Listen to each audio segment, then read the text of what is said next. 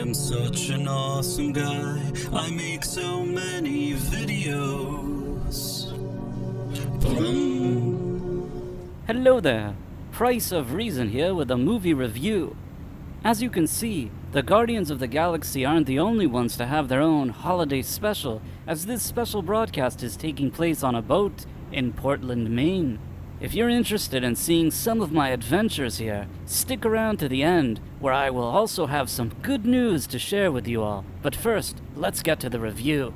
Over the past few years, Disney has had a serious dip in quality both in their MCU content and outside of it. That's what makes their new Guardians of the Galaxy holiday special, written and directed by James Gunn, such a strange and curious outing. And the question is it any good? The plot of this movie is very simple and straightforward.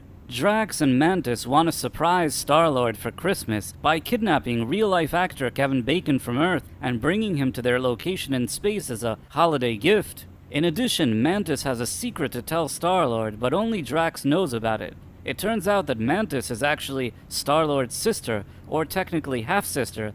Now, on the surface, you may be thinking that this plot sounds rather silly, and to be perfectly honest, it is. But when something is handled with care by the right writer, director, and cast, they can still create something that is, if nothing else, at least pretty decent. As usual, I will start by discussing what I liked about the special, and then what I didn't like.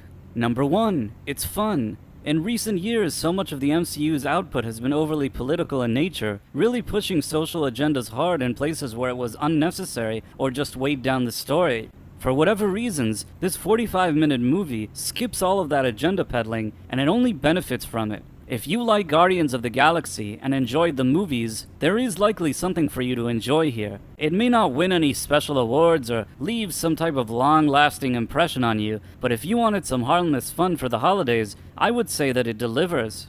Number 2, humor. Some people don't prefer James Gunn's trademark quirky humor, but personally, I actually don't mind it, and there's some lighthearted comedy here that is both pleasant and rather wholesome, fitting for all ages. Seeing Drax and Mantis interact with Earthlings and nabbing Kevin Bacon is rather amusing.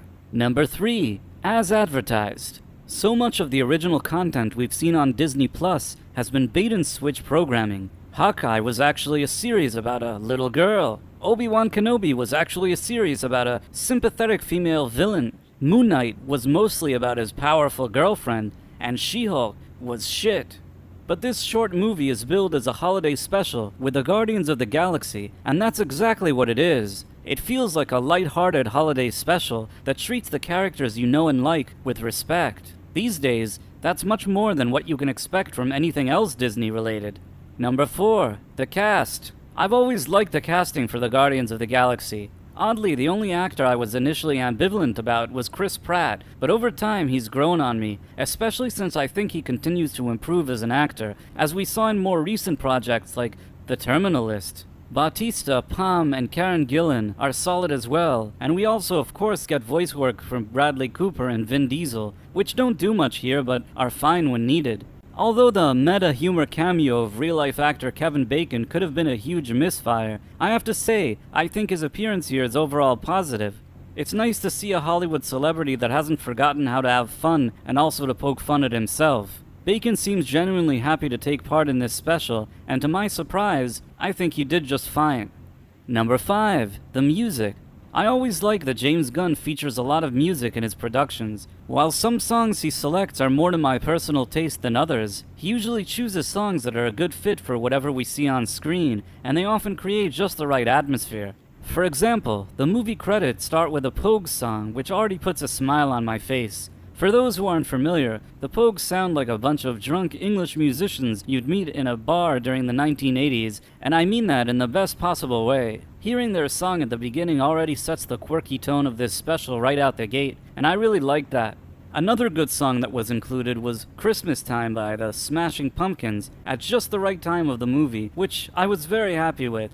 James Gunn's good musical decisions don't end there though. In addition to existing songs, there are 2 original songs in the movie that are actually performed by characters on screen without dipping into annoying musical territory. I mean, don't get me wrong, these original songs are rather vanilla, so don't go in expecting Alice in Chains' Man in the Box or anything, but these songs are pleasant enough, and my biggest surprise was that Kevin Bacon can actually sing. Also props to the old 97s who appear as aliens and do a pretty good job here as well. Number 6. MCU relevance. Most of the Disney Plus MCU shows until now have felt like they were treading water and were mainly there to promote next product. But Mantis telling Starlord that they're siblings is rather nice, and as opposed to some dumb key jangling, this reveal is handled well and even creates a nice little emotional beat. In fact, I would even say that in addition to being a pleasant standalone holiday special, the movie also serves as a nice prologue to Guardians of the Galaxy Part 3. The only part that is missing is Gamora, which actually makes sense story-wise, but is quite a shame, as I always like seeing Zoe Saldana in this role. Well, that was the good. Now let's talk about the bad. Number 1. It's goofy. While this doesn't really bother me, how much you enjoy this special really boils down to how much you enjoy the quirky style and humor of James Gunn. I've met people that love it, and I've also met people that hate it. Where do I stand? I think that I'm somewhere in the middle. I appreciate that he has a unique personality that manages to stand out in all of his productions, but I could use a little less goofiness at times. Regardless though, he's certainly more competent than most of the creative people employed by Disney Marvel these days. That's probably the reason why studio rival Warner Bros. Discovery have recently appointed James Gunn as the co-CEO of their entire DC brand, which means that Guardians of the Galaxy 3 will likely be the last thing James Gunn produces for Disney in the near future. It's kind of ironic that the only guy that Kevin Feige employs that can actually do something productive has been snatched away by his rivals at the most inconvenient time. Overall, while there's nothing especially groundbreaking about this special, and it's mostly forgettable fluff, it's light and breezy, and if you generally like the MCU's Guardians of the Galaxy, then there are certainly worse ways to spend 45 minutes. However you may feel about it, it's probably one of the best things to ever premiere on Disney Plus, which is a very low bar, but better than nothing, I guess. Now, as promised, I want to share with you just some of the highlights from my Portland, Maine trip so far. During my visit, I've already had a few beers at a local brewery, had some chowder at Gilbert's, and also visited LL Bean, a store that specializes in shoes, flannel shirts, and firearms. As for the good news I wanted to share with you all, right before Thanksgiving, I passed 1,000 subs on this channel. While it's hopefully just the beginning of our journey together, this holiday I was especially thankful for all the great people who have supported me and given me some positive feedback along the way. It's a great feeling to see so many of you frequently leaving comments here, and I will continue to work hard to produce content that I hope you will enjoy. And if you haven't already, if you enjoyed this video, please consider subscribing to my channel and also clicking on that wonderful notification bell.